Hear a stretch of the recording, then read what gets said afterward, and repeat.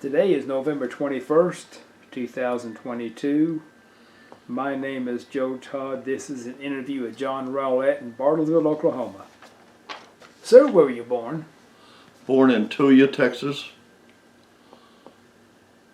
When's your birthday? August 6, 1949. Who is your father? Ray Rowlett. And your mother? Luella Sue. What was her maiden name? Well, it was Rentfro. Rentfro. Okay. But she was raised by the Kells. It's kind of a long story, but her maiden name for 2 years was Renfro, then adopted by my grandparents, which was Kell, in Texas. Okay. Yeah. Did you go through school in Tulia? I did. You graduated what year? 68. What kind of work did your father do? Military. My dad. But I didn't meet my dad until I was 40. So I was raised by my grandparents. Okay. My grandfather was a well driller, small rancher, but a well driller, a windmill man, and that's what I was raised doing in the Panhandle. What chores do you do on the ranch? Well, a little bit. I had an uncle that had a big farm, and so around the place in Tulia, I took care of. We had horses and that sort of thing. Took care of that, and then worked whatever my grandfather told me to do after school, painting windmills, restoring things. Then out at my uncle's, I would drive a tractor and plow fields and feed livestock and help with annual things that had to go on a ranch type. You know, he raised a lot of cattle and stuff. So, but primarily what I did was with my grandfather, well drilling, windmill work. He drilled irrigation wells as well as home wells, and you know, just a water well man. Okay. How big was Tulia? Tulia at the time, we have a debate about that, but supposedly it was 5,000 people. Okay. In Tulia proper, but Tulia was a lot bigger than that because the county, it was a farm and ranch community, so the community was the county, which was Swisher County. Yeah. Who was your favorite teacher? Mrs. Brown. Why was she your favorite? She was my first grade teacher, and she used to remind me that she also taught my mother, and she was just a sweet lady. I don't know. She was the mayor's wife and knew her really well, and I think she hoped that I would be better in school than my mom, but anyway, it was... Did you play sports in school? Not really, because I went out for sports. I did play basketball for a while and went out for football and played tennis. But when my grandfather passed when I was 14, and my grandmother and I, we went from having, I guess, plenty to having nothing, and so I had to go to work, and I didn't have time after school to go do sports and travel and that sort of thing, and so primarily the only thing I did was music and then work, because we got a very small stipend from Social Security from my grandfather, and it's a long story, but basically the two of us had to figure out how to live after grandfather. Did you work on the farm, on the ranch? No, the well rig facilities were actually on the edge of town, so it really wasn't a farm. Okay. It was a large piece of property with multiple houses on it where some of the workers for the well drilling and windmill work lived, but and then the big shops and all the well rigs and the winch trucks and pickups and supplies and that sort of thing was all on that facility, but it was on the edge of town. Okay. And when I would go out to my uncle's, that's when I go out. That's where the big farm was. Okay. And but in the later years, he was unhealthy and sold the farm, and so I was kind of left with working in town. I went to work in a grocery store at 14, Okay. and which was a major change for me coming off of a kind of a farming lifestyle to working in a grocery store. But it bought groceries, so. What did you do after high school? Well, after high school, first of all, I got married right before I got out of high school to my wife, coming up 55 years. But then I went to John's Business College in Amarillo, and which set me up for the job I got in the military. Okay. Now, were you drafted or did you enlist? I enlisted When did you enlist? in 71. Did you join in the Army? In the Army. Okay. What's the date of your enlistment? August of 71, wasn't it? I can't remember Okay. off the top of my head. Where'd you go for basic training? Fort Leonard Wood. Tell me about basic. I actually enjoyed basic. I thought basic was a lot of fun. I got made a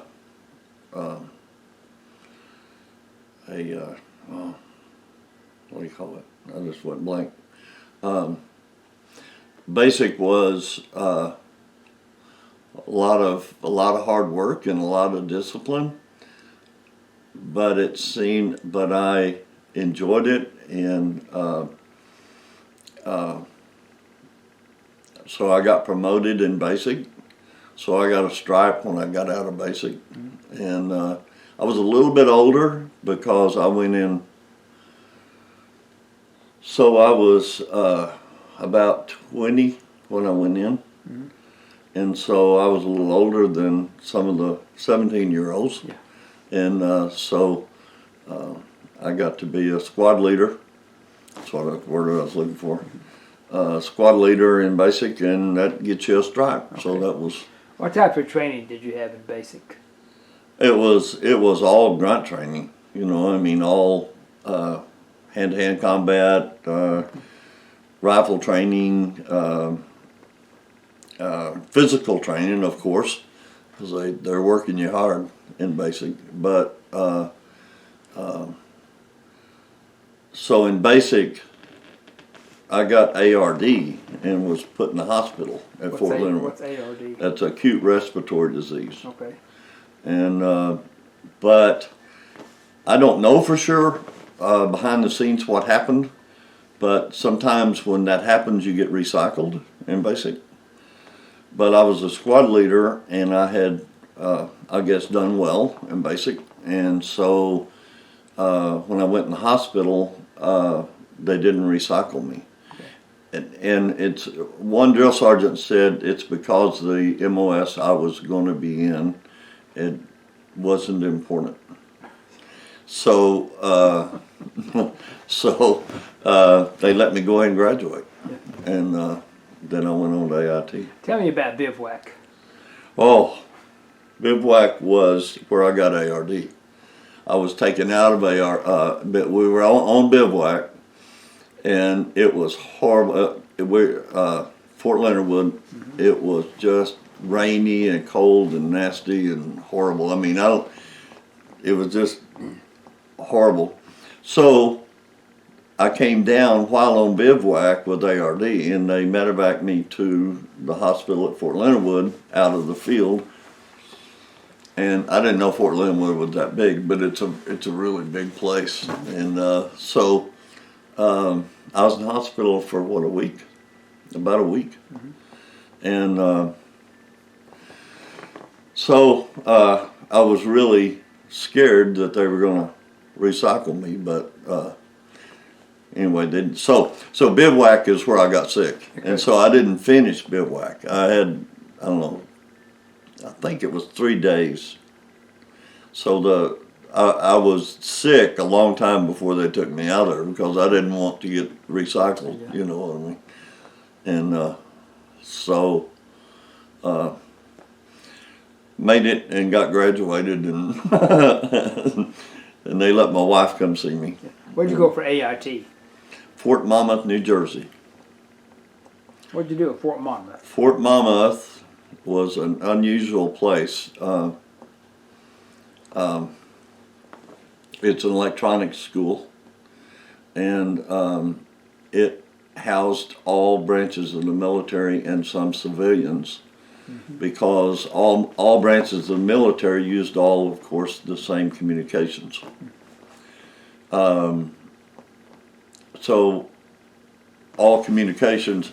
They also had a school in Fort Gordon, in Georgia, which eventually it all went to Fort Gordon, all communication schools. But mine was all at Fort Monmouth. And the interesting thing about Fort Monmouth was when I got there, it really didn't feel like a military installation. It was more like a college. And it was, so when we got there, they unloaded us and they put us in some barracks, which looked a little bit like Army barracks, and they were way on the other end of the base. And so when they brought us out that morning, we all double timed out and got in formation, and this E7 comes walking out of the building where the headquarters, I guess, of sorts, for the incoming troops, and had his hat off, and he wasn't undercover, and he walks out and he says, "What are y'all doing?" This is school. You're here for school at ease. And so that began, and then we went, of course, to the main campus of the school, and Colonel spoke to us in a big auditorium and told us we're there for school, and we're not there to learn combat tactics. We're there to learn how to communicate and be a support to those that are in the field. Did you request communications? I did. Okay. Why? Well, because I was married and I had a young son, and I had an interest in it that began at college in Amarillo. And so I also thought that it would be a way for me to be in the Army without and be in less danger, since I had a wife and a son, and be able to do what I wanted to do, but be reasonably safe. And so the recruiter told my wife and I that there's no way I would go to Vietnam. So I went to school, and they told us another funny story. Part of that is that, so I had to go test. If I tested into the school, then I was going to enlist. Mm-hmm. If I didn't test in, then I was going to consider other options. But at that point in time, I hadn't signed up. So I tested, and I did test into the school. And it had a high failure rate in the school, so that concerned me. But so he said that probably wouldn't. I think he said I would not go to Vietnam, as I remember the conversation. And I said, okay.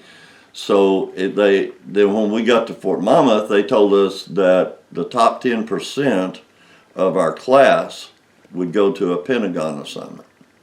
So I worked really, really hard to see if I could get that Pentagon assignment. And I was the first guy out of the top 10%, and our orders were to Vietnam. What type of training did you have at Fort Monmouth? Communications. It was radio and secure voice equipment, secure data. So You have to learn Morse code? No. Morse code was out by then, okay, because so I was at Fort Monmouth in '71, mm-hmm, and of course they put us through a little bit of history about communications and stuff, and we learned about it all. But what I was taught was radio transmitters large scale radio transmitters and crypto equipment, secure voice, secure data.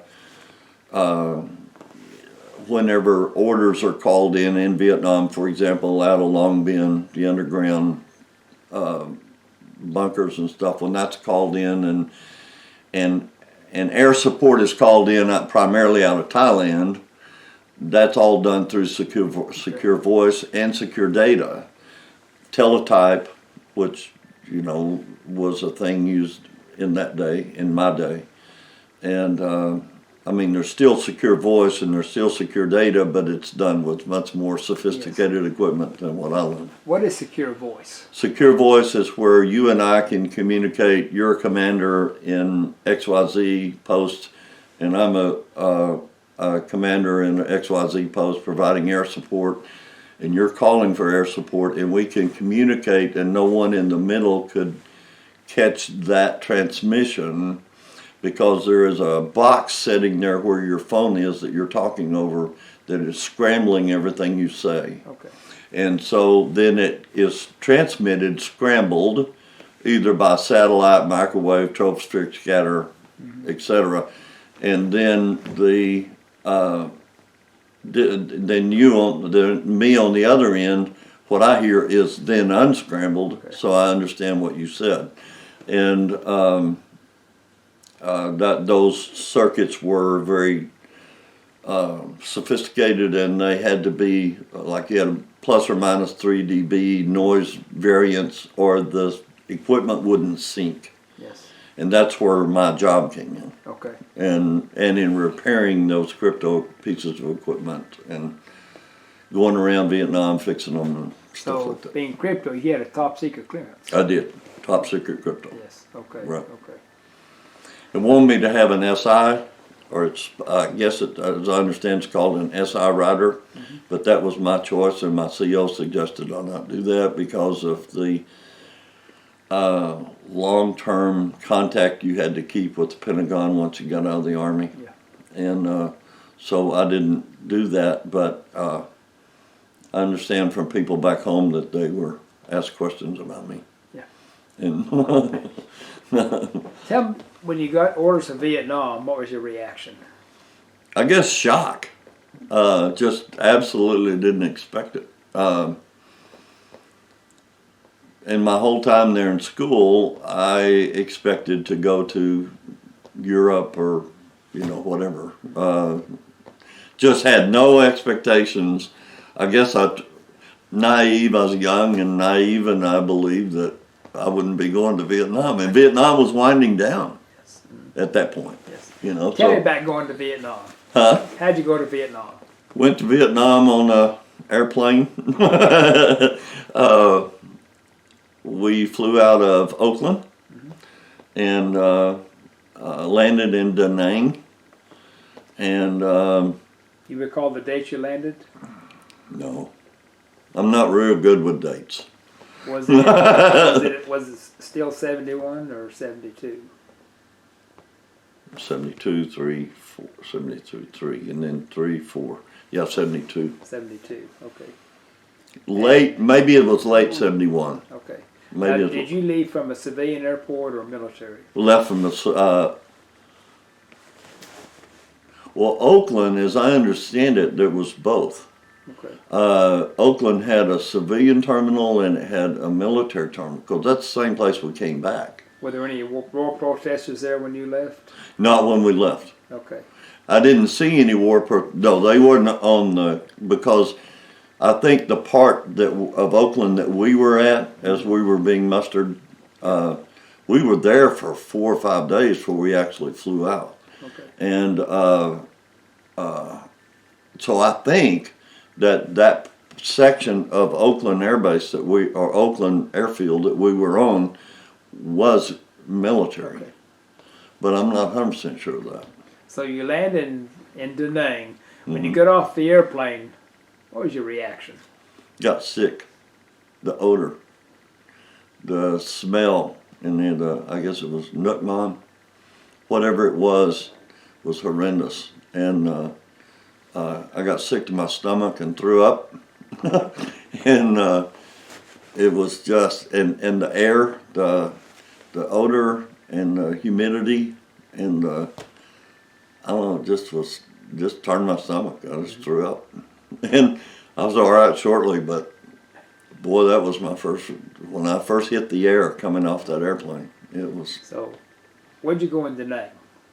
Da Nang, I was just at a processing center, and I guess there was a communications facility in Da Nang, as there was most major. And so what we did initially there, I was there for a short time, we stood down that facility. And then I was sent, probably within 2 weeks, I was sent to Long Binh, Benoit. Yeah. What unit were you assigned to? To First Signal. And in Da Nang, I'm not sure, but in Long Binh and in Saigon, it was both 69th. But First Signal. First Signal was. Now, is that a separate unit, First Signal? First Signal is like First Infantry. Okay.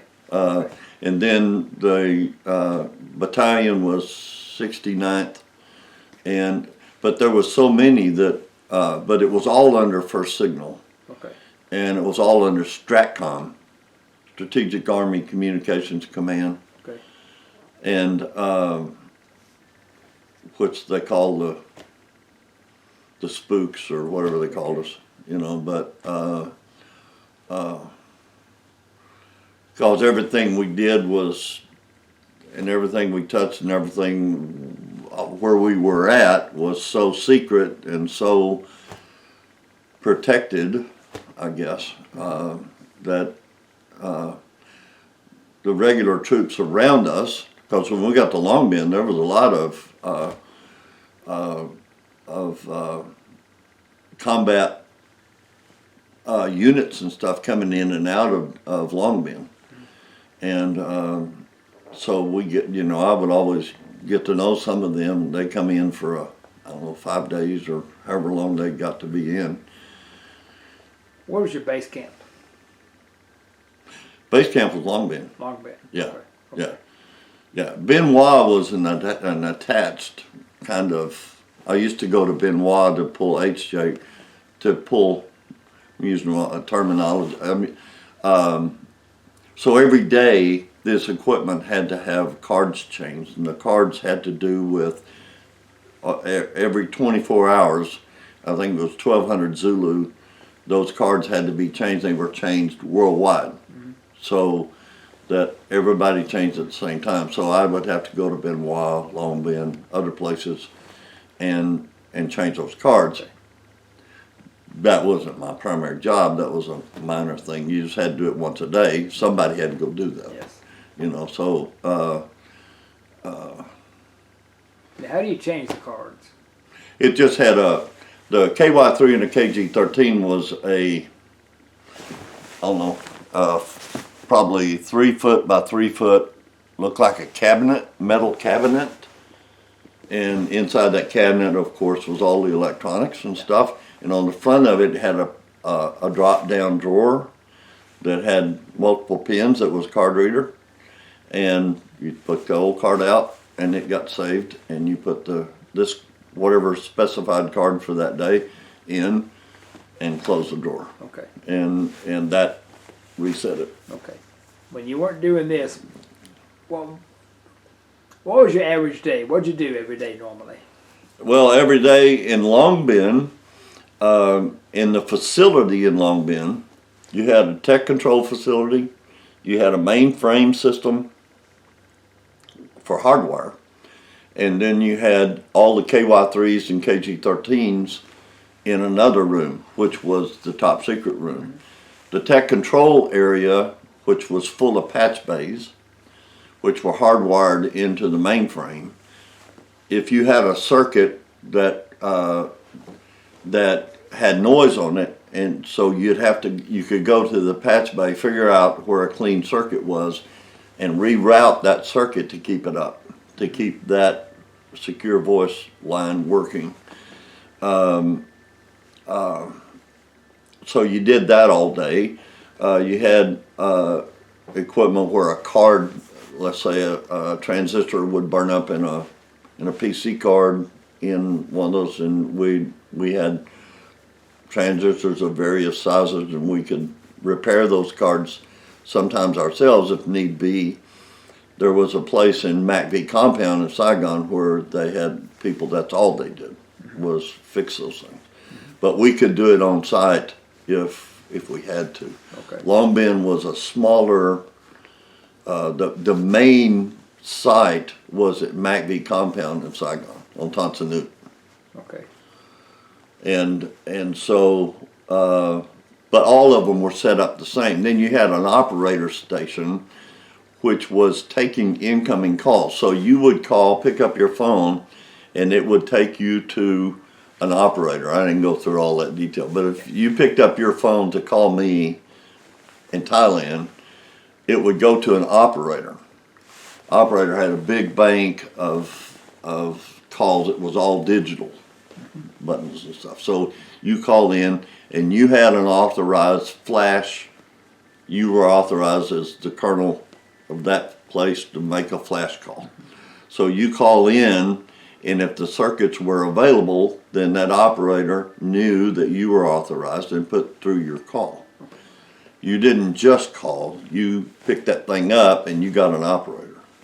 So there was a small operator in Long Bend. Then eventually we stood that whole place down and everything went to MacV compound. Okay.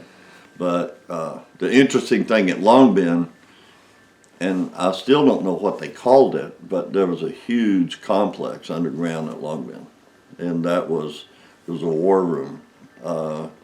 When you went in the place, there was, as far as you could see, there was walls of planes in the air and where troops were, and whether they were a tank group or a infantry group or some together, where choppers were. It was just a huge place full of tons of people with all these maps and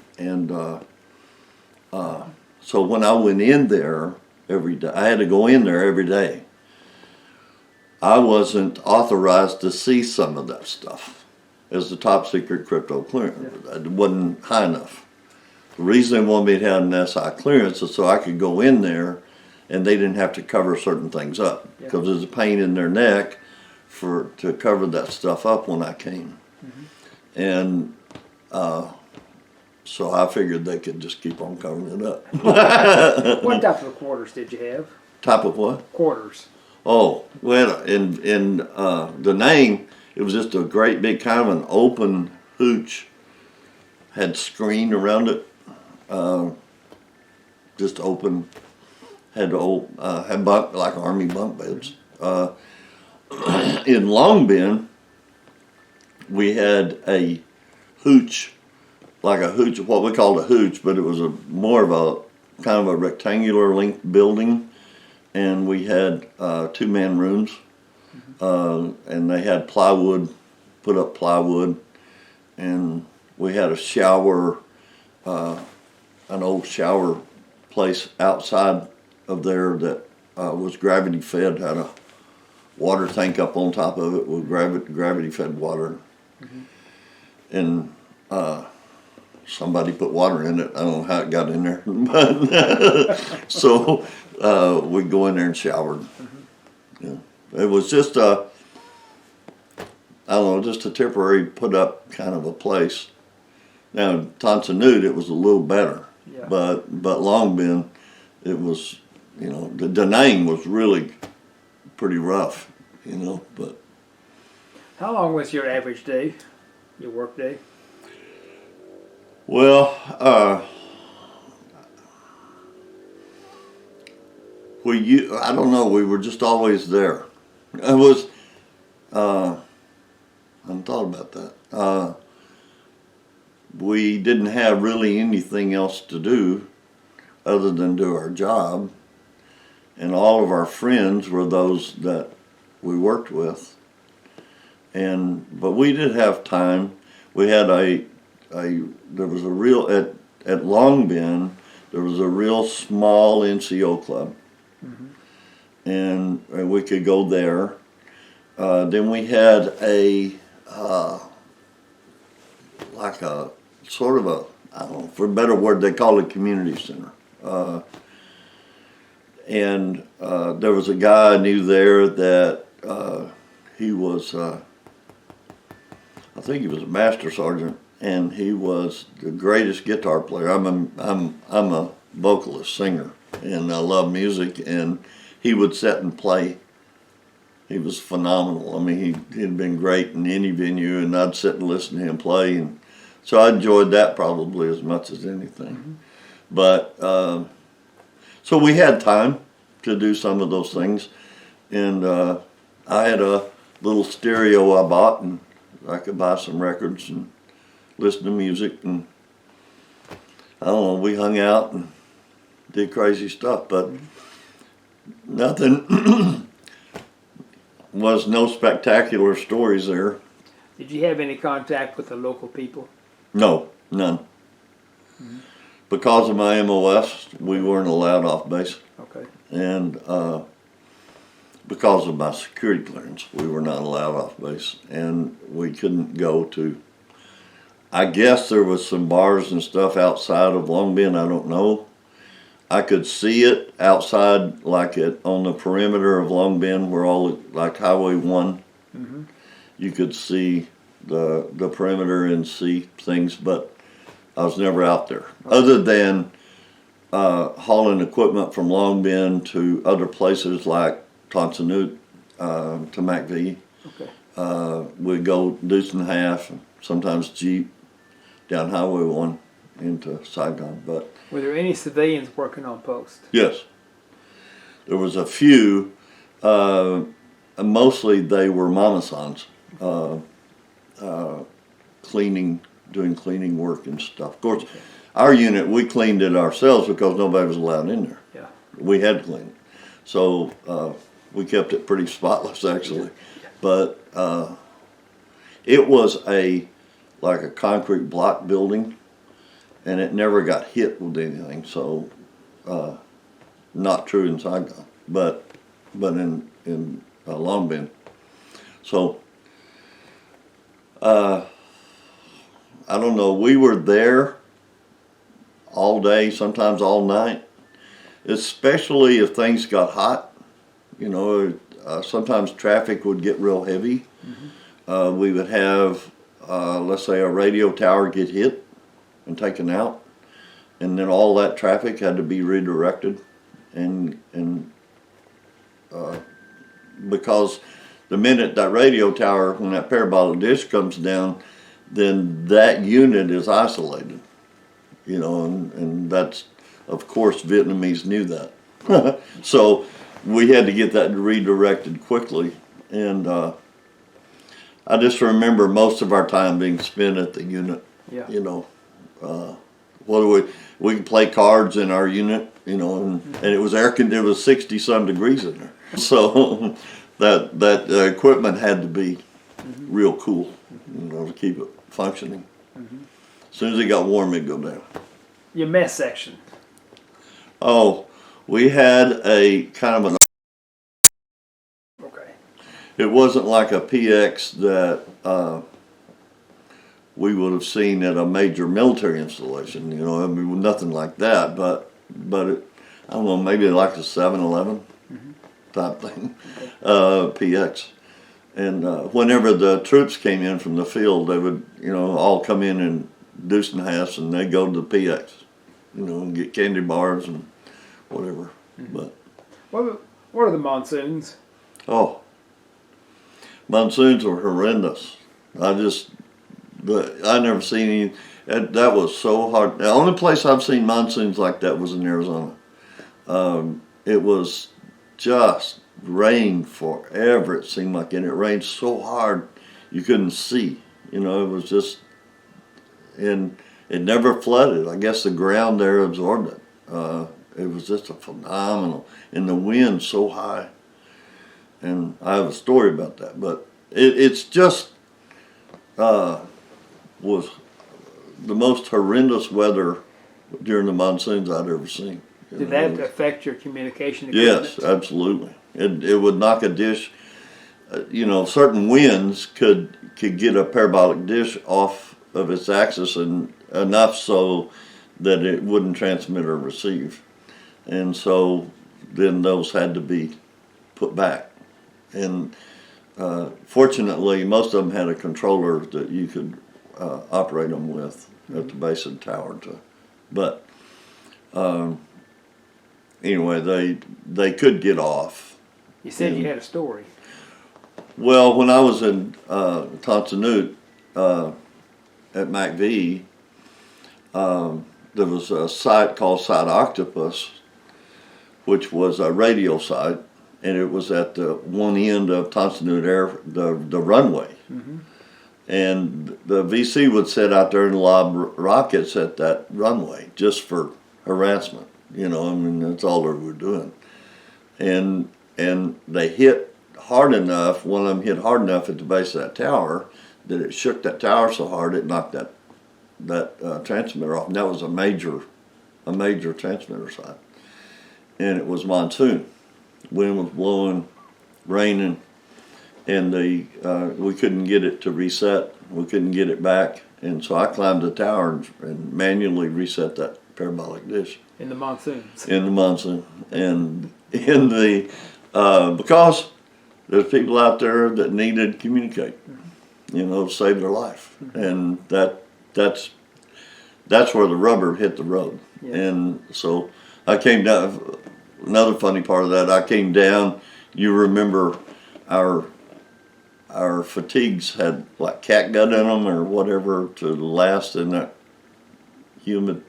So when I was up there, my jacket, my fatigue ripped, and I didn't know it, but it kind of sliced my back.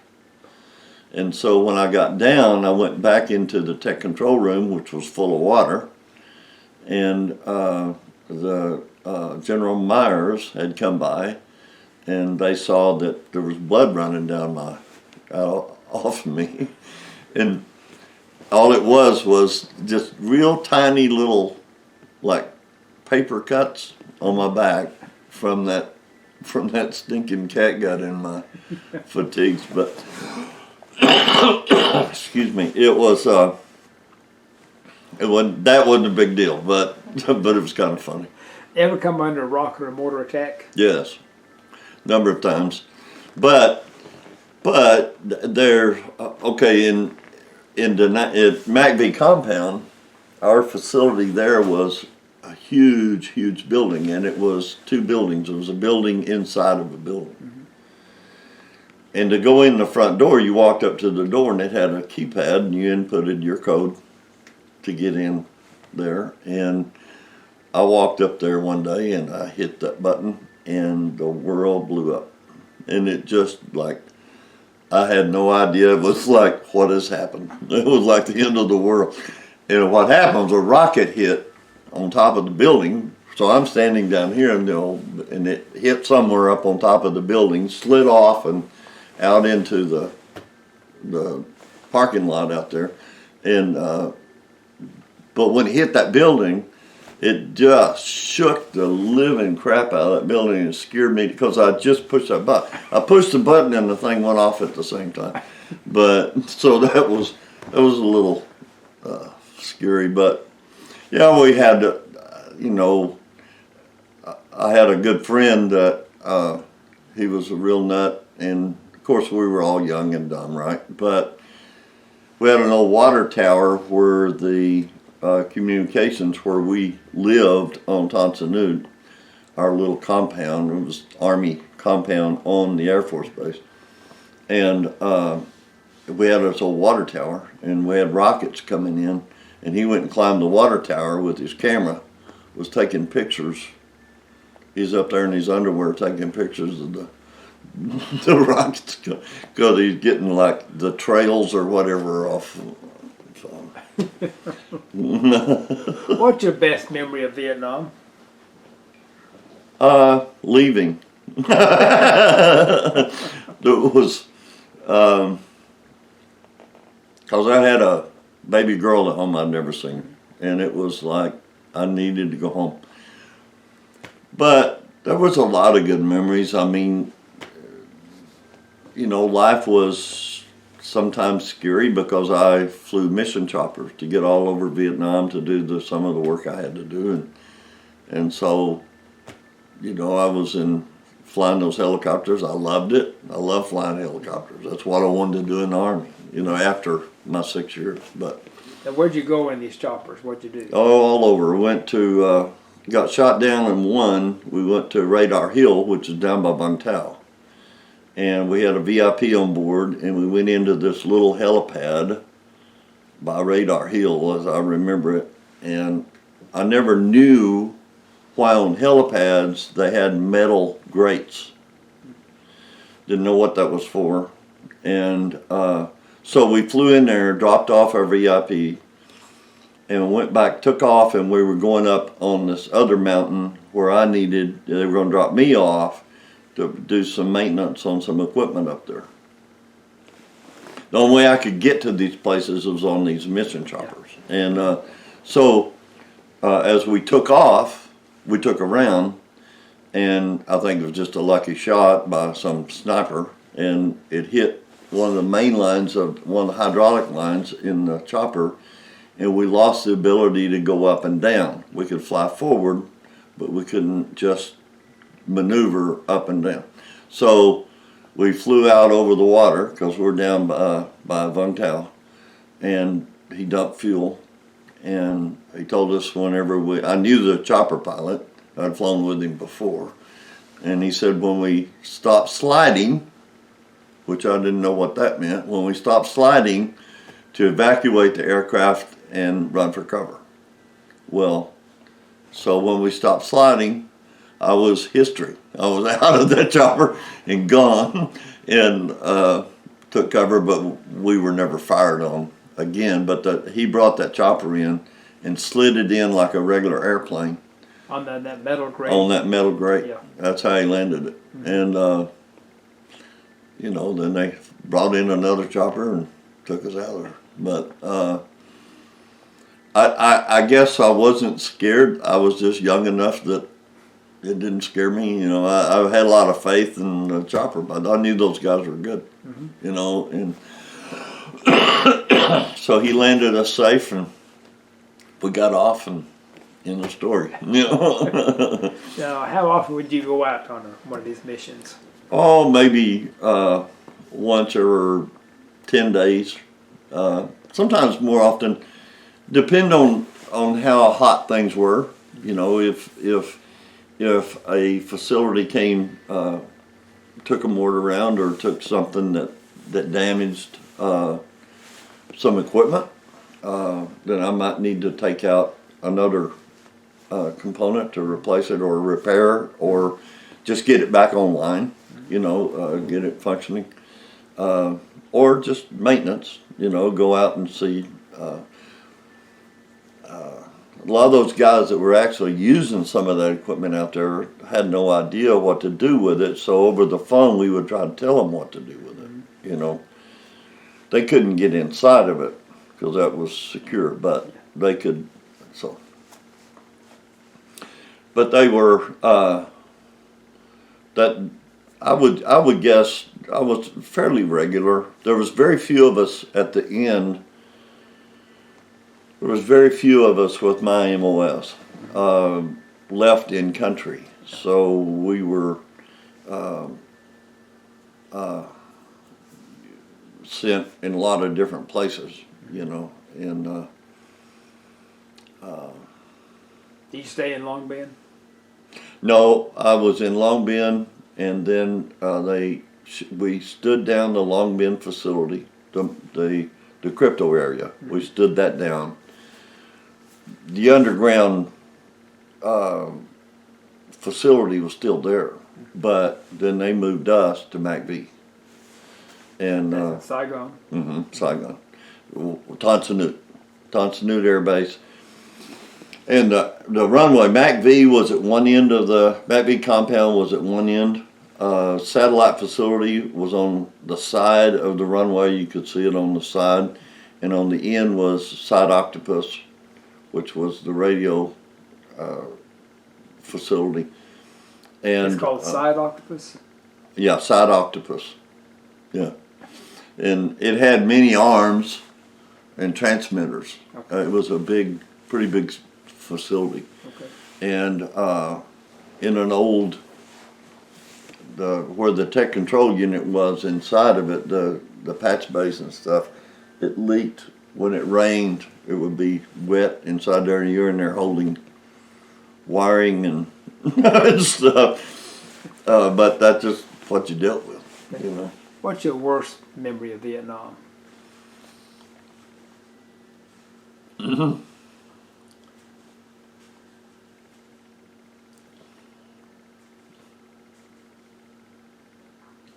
I guess so in school, and some of this is not verified, but it's always really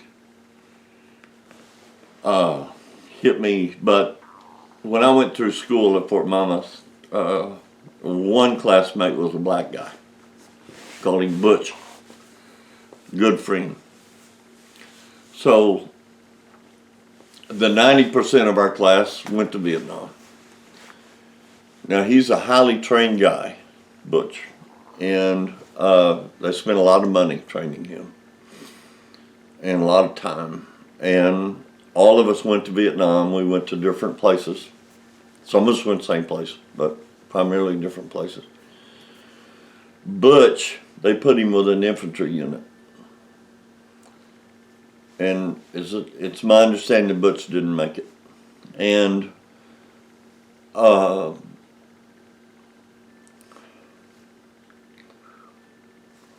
so, you know, I guess where my head went and all of that, and maybe the wrong, was that he was black. They needed a radioman in an infantry unit, and it didn't take any of the required training that we had to do what he did. And it was a waste of a man. It was a waste of education. It was a waste of, but the reality was there was a lot of waste. You know, over 52,000 souls didn't come home. Tell me about coming home. Well, it was an exciting time because when I left home. How long were you in Vietnam? 1 year. 1 year. Okay. Yeah. Short, 15 days I think it was, short of an actual 12 months.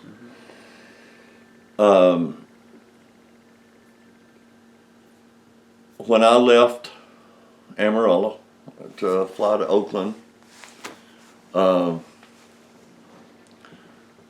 Patsy, my wife, we had a little boy, and she was pregnant. So when I came home, I was coming home to see a daughter I never knew. And so I was excited. I was excited to see my son, and beside myself to see my wife. And I have to say at this point, if you don't mind, that we give credit and we give praise to our military, as we should, for those who have gone and done their duty. But you have to understand that at home,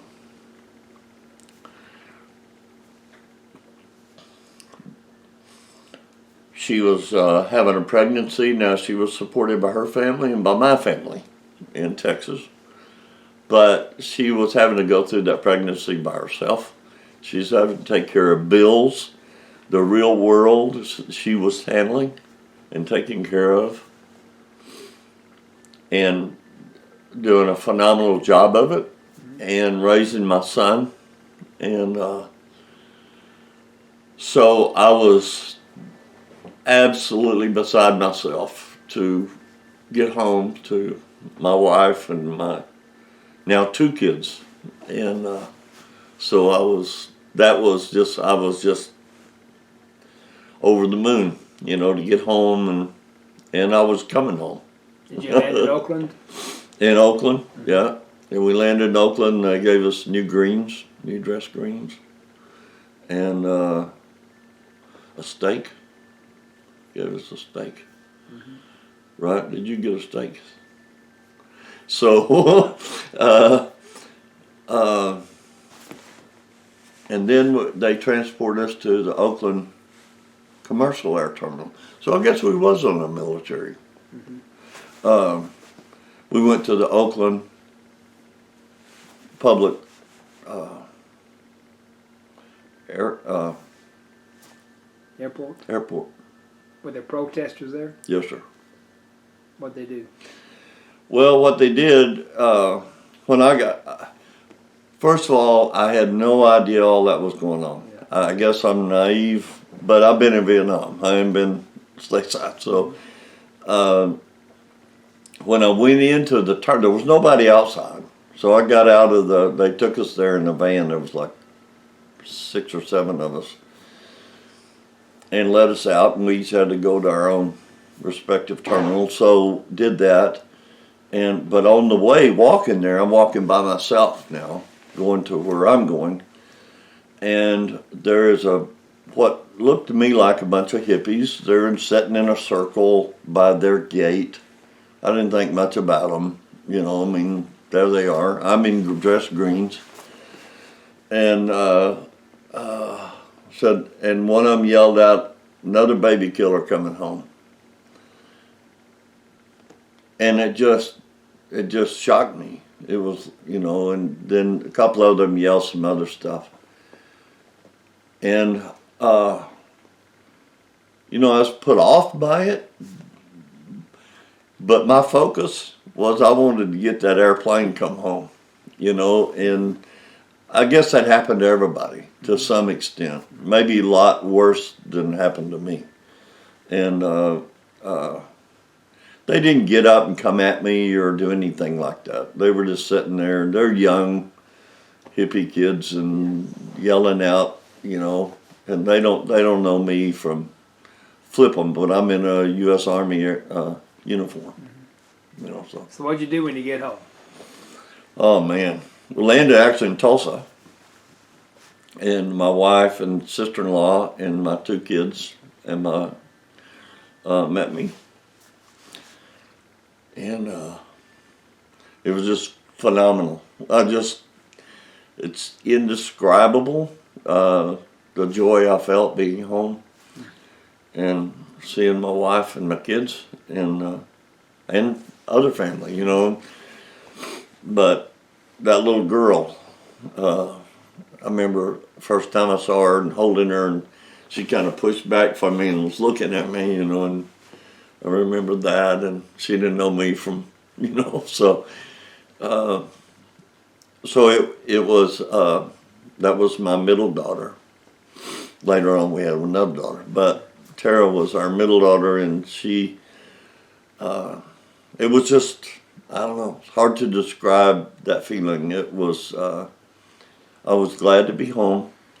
I was glad that I had done what I thought was a good job. And I was glad to hold my family again, How long in the Army? 6 years. When did you get your discharge? In 77. Okay. What'd you do? Where were you based in the States when you got home? Fort Huachuca, Arizona. And Fort Huachuca, Arizona is a strategic base. It's right on the Mexican border. Beautiful place, actually. But we were there for 2 years. It is a communications base, but it's a tactical. My MOS is the title of my job in the Army was Fixed Station Tech Controller, Fixed Station Crypto Repair, and Fixed Station Mainframe. All fixed station was the key to that. So at Fort Huachuca, I didn't know it existed. There was a tactical a tactical communications unit, 526 Signal Company there. And I didn't know all this existed. And so we had huge generators and deuce and a halves and 5 tons and trailers. You had one trailer that was a tech control unit, and you had another trailer that was crypto, you had another trailer that was a mainframe. And so all these, each one of us was assigned to drive a 5-ton pulling this semi. And it was a whole new world for me. And, you know, we'd go into the field and set these things up and have exercises and make it all work in case, like, I don't know if you was, I'd been home at Fort Huachuca for 3 months, and we got a red alert and sent to Luke Air Force Base with all of our equipment, trucks, trailers, generators. We were loading on a, what's it called, a C-1, a big transport plane, going to Pakistan. And all I could think about was, I just got home.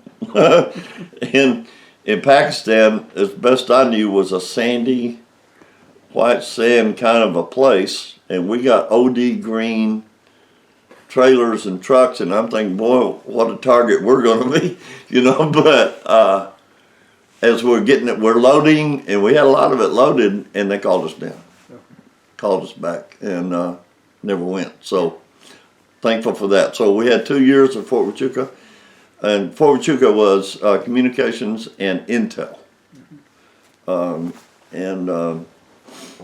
They built a runway at Fort Huachuca that can land space shuttle, and it's quite a place. It's a beautiful place. So when did you discharge? In August of '77. Okay. What did you do after you got your discharge?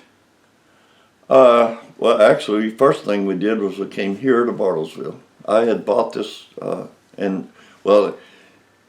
so that's '77. So we come here, and I had considered the military as a career, but I wanted to go to chopper school. That's what I wanted to do, and I couldn't because I'd had some vision problems in the Army.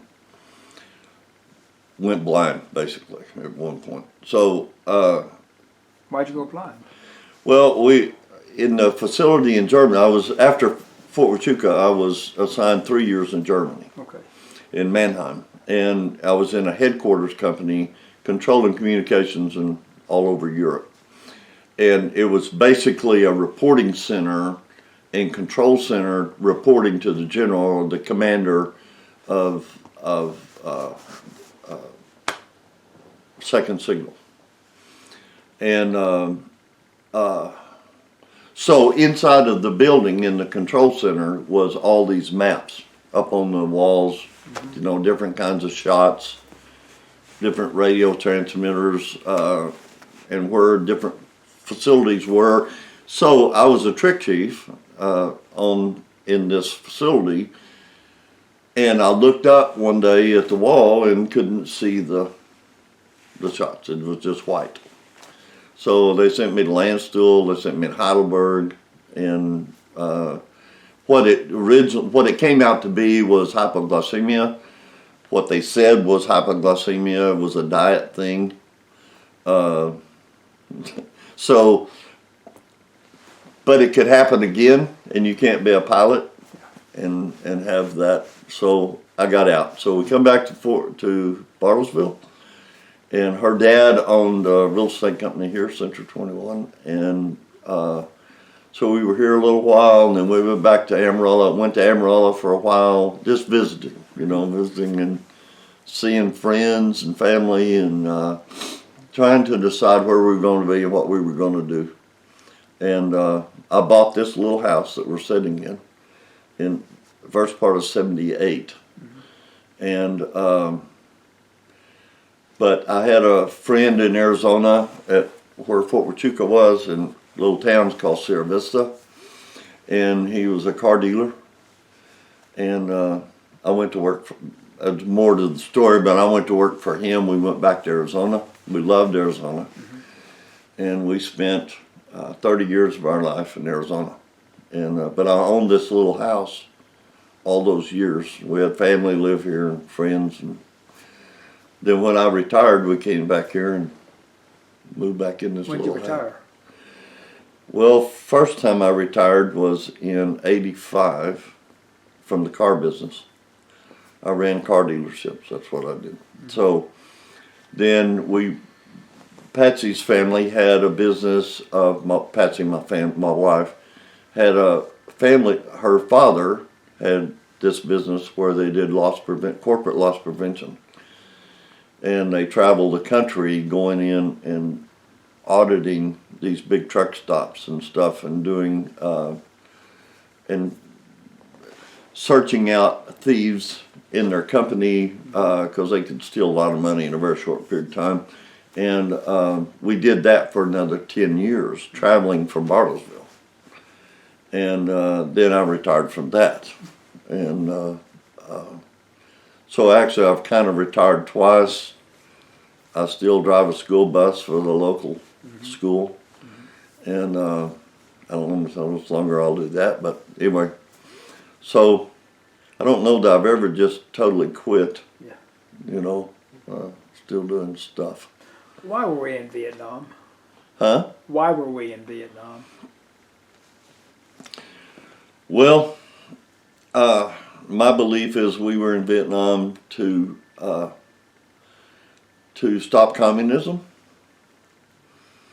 and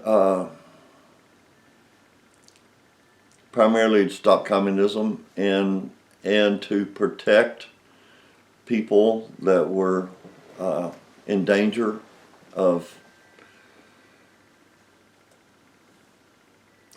from North Vietnam. I guess China was the real source. Yeah. And I believe that we didn't need to be there as long as we were there. Neither did we need to lose all those souls, but for politics. Yes. And, I don't run around hating. If I had it to do all over again, I'd do it just as good as I did it the first time, because that's what the government asked me to do. Yes. And I was a soldier, and I knew that it was important that I do my job and do it well. But in the end, yes, it was, we didn't need to lose all those men. Same thing in Korea. We didn't need to do that. If we could have ended that war, and with the power we had as America at our fingertips, we could have eliminated that all, but for politics. Would you join the Army again? Oh, sure. I loved the Army. I'd like to do a word association. I'll give you some words and you give me a reaction. Okay. First one is basic training. Fun. Fort Monmouth. Challenging school. Crypto. Spooks. Vietnam. What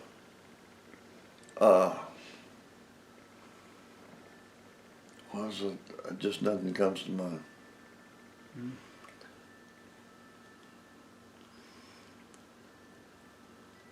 Vietnam. I guess one word don't come to mind. Yeah, It's like love for my fellow soldiers, concern for those that were in much greater danger than I was.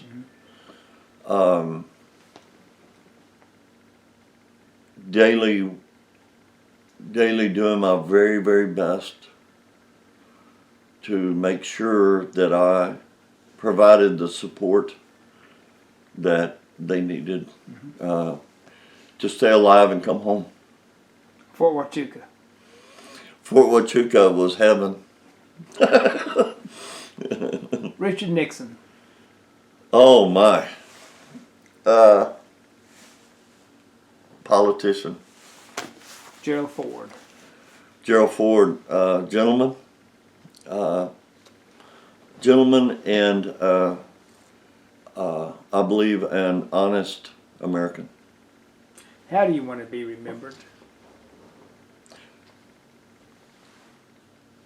Just as somebody that did always, if I was by myself, doing the very best I could do, with no one watching.